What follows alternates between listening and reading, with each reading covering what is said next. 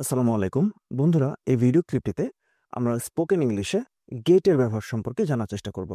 Spoken ইংলিশে বা English কনভারসেশনে আমরা গেটকে বিভিন্ন রকমভাবে ব্যবহার করতে পারি।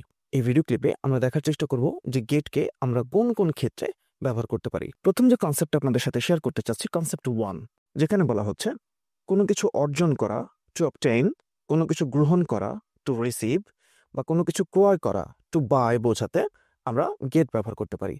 কোনো কিছু অর্জন করছেন, অবটেইন করছেন, কোনো কিছু গ্রহণ করছি, আমরা রিসিভ করছি।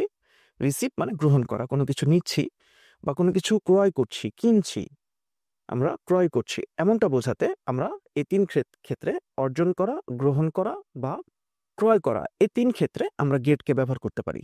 যেমন, he got his passport last week. গত সপ্তাহে তিনি তার পাসপোর্ট পেয়েছেন। গত সপ্তাহে তিনি তার পাসপোর্টটা পেয়েছেন, অর্জন করেছেন বা গ্রহণ করেছেন, এটা আমরা বলতে পারি। She got her driving license last month. উনি গত মাসে তার ড্রাইভিং লাইসেন্সটা পেয়েছেন। এটা ড্রাইভিং লাইসেন্স পাওয়ার জন্য ওনাকে পরীক্ষা দিতে হয়েছে, ওনাকে ড্রাইভিং শিখতে হয়েছে। সো এটা উনি অর্জন করেছেন, অবটেইন করেছেন। She got her driving license last month. উনি গত মাসে ড্রাইভিং লাইসেন্সটা অর্জন করেছেন বা পেয়েছেন। তাহলে আমরা যেটা বলছিলাম যে কোনো কিছু অর্জন করা বা কোনো কিছু গ্রহণ করা বা ক্রয় করা বোঝাতে আমরা গেটকে ব্যবহার করতে পারি। তাহলে এখানে she got her driving license last month, এখানে কোন একজন ব্যক্তি উনি তার ড্রাইভিং লাইসেন্সটা পেয়েছেন, অর্জন করেছেন, সেটা বোঝাচ্ছে। এরপর যদি বলি, I got some cool presents for my birthday.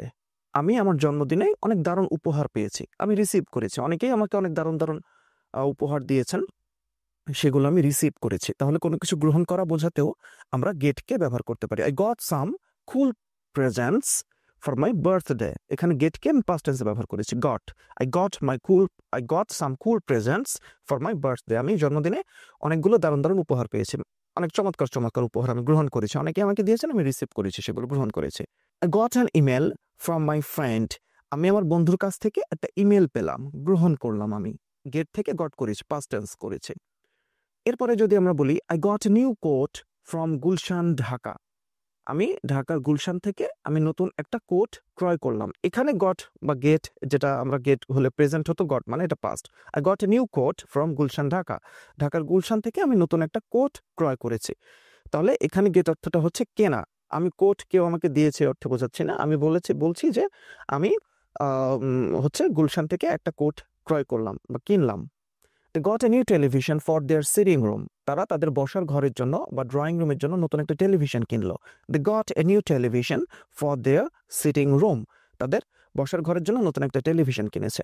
তাহলে যে বিষয়টা আমরা এখানে প্রথম কনসেপ্ট থেকে বুঝলাম, সেটা হচ্ছে কোনো কিছু অর্জন করা, কোনো কিছু গ্রহণ করা, রিসিভ করা বা কোনো কিছু ক্রয় করা বোঝাতে আমরা গেটকে ব্যবহার করতে পারি। এরপরে যে কনসেপ্টটা আমরা দেখতে পাচ্ছি, কোথাও যাওয়া বা পৌঁছানো বোঝাতে আমরা গেটকে ব্যবহার করতে পারি। কনসেপ্ট 2তে যেটা আমরা বলছি বা যেটা শেখার চেষ্টা করছি, কোথাও যাওয়া বা পৌঁছানো বোঝাতে আমরা গেট ব্যবহার করতে পারি। যেমন, হাউ ক্যান আই গেট দেয়ার, এর মানে হচ্ছে হাউ ক্যান আই গেট দেয়ার মানে হচ্ছে আমি সেখানে কিভাবে যেতে পারি বা আমি কিভাবে সেখানে পৌঁছাতে পারি। কোথাও যাওয়া বা পৌঁছানো বোঝাতে আমরা গেটকে ব্যবহার করতে পারি। হাউ ক্যান আই গেট দেয়ার, আমি সেখানে কিভাবে যেতে পারি বা কিভাবে আমি সেখানে পৌঁছাতে পারি। What time did you get there, what time did you get there, তুমি সেখানে কখন পৌঁছালে, কোন সময়ে তুমি সেখানে পৌঁছালে। তাহলে you get there, did you get there, তুমি কোন সময় সেখানে পৌঁছালে। What time did you get there, তুমি সেখানে কোন সময় পৌঁছালে। তাহলে কোথাও যাওয়া বা পৌঁছানো বোঝাতে কি ব্যবহার করছে বন্ধুরা? গেট ব্যবহার করছে। এরপরে বলা হচ্ছে, we will ring him when we get to the park. We will ring him, আমরা তাকে ফোন করব বা আমরা তাকে কল করব। রিং মানে এখানে রিং করা বা ফোন করা বা কল করা। ইউ রিং হিম, আমরা তাকে কল করব, ফোন করব। ওয়েন, যখন। We get to the park, যখন আমরা পার্কে পৌঁছাবো, অর্থাৎ কোথাও বা পার্কে আমরা যাব। We get to the park, we get to the park, আমরা পার্কে যখন যাব বা পৌঁছাবো তখন আমরা তাকে কল করব। এরপরের কনসেপ্টটা নিয়ে যদি আমরা কথা বলি, কোনো কিছু হওয়া বোঝাতে আমরা গেটকে ব্যবহার করতে পারি। কোনো কিছু হওয়া এমনটা বোঝাতেও গেটকে ব্যবহার করা যায়। যেমন উদাহরণ দেখি, she is getting old, she is getting old, আমি বলতে পারি I am getting old, they are getting old, মানে হচ্ছে তারা বৃদ্ধ হয়ে যাচ্ছে, কোনো কিছু হচ্ছে, কোনো কিছু হচ্ছে এমনটা বোঝাতে গেট ব্যবহার করা যায়। শি ইজ গেটিং ওল্ড, তিনি বুড়ো হয়ে যাচ্ছেন। শুধু তিনি না, দুনিয়া সবাই বড় হয়, বুড়ো হয়, বয়স্ক হয়ে যায়। তাহলে শি ইজ গেটিং ওল্ড মানে তিনি বুড়ো হয়ে যাচ্ছেন। তো কোনো কিছু হওয়া, গেটকে আমরা ব্যবহার করছি এখানে। আবার যদি বলি the kids are getting tired, বাচ্চারা ক্লান্ত হয়ে যাচ্ছে, কোনো কিছু হওয়া বোঝাতে আমরা গেটকে ব্যবহার করি। The kids are getting tired, বাচ্চারা ক্লান্ত হয়ে যাচ্ছে। এরপর যদি বলি গেট রেডি মানে প্রস্তুত হও, প্রস্তুত হওয়া বোঝাচ্ছে, কোনো কিছু হওয়া বোঝাতে আমরা গেট ব্যবহার করতে পারি। এরপরে আমরা চাইলে বলতে পারি দে আর গেটিং লেট মানে তাদের দেরি হয়ে যাচ্ছে। দে আর গেটিং লেট, তাদের দেরি হয়ে যাচ্ছে, কোনো কিছু হওয়া বোঝাচ্ছে। তাহলে আমরা যেটা জানলাম যে কোনো কিছু হওয়া বোঝাতে আমরা গেট ব্যবহার করতে পারি। এরপরে যে উদাহরণটা আমরা এখানে দেখতে পাচ্ছি, I hope she will get better soon. I hope she will get better soon, আশা করি সে খুব তাড়াতাড়ি ভালো হয়ে যাবে। তাহলে ভালো হওয়া বা কোনো কিছু হওয়া বোঝাতে আমরা এখানে গেট ব্যবহার করলাম।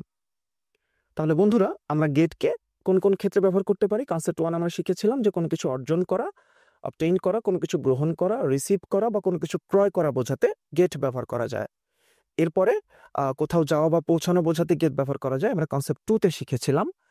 এবং সর্বশেষ কনসেপ্টে আমরা শিখেছিলাম কনসেপ্ট 3-তে কোনো কিছু হওয়া বা কোনো কিছু হওয়া বোঝাতে, কোনো কিছু হওয়া এরকম অর্থ বোঝাতে আমরা গেটকে ব্যবহার করতে পারি। বন্ধুরা, আশা করি বুঝতে পেরেছেন। অসংখ্য ধন্যবাদ।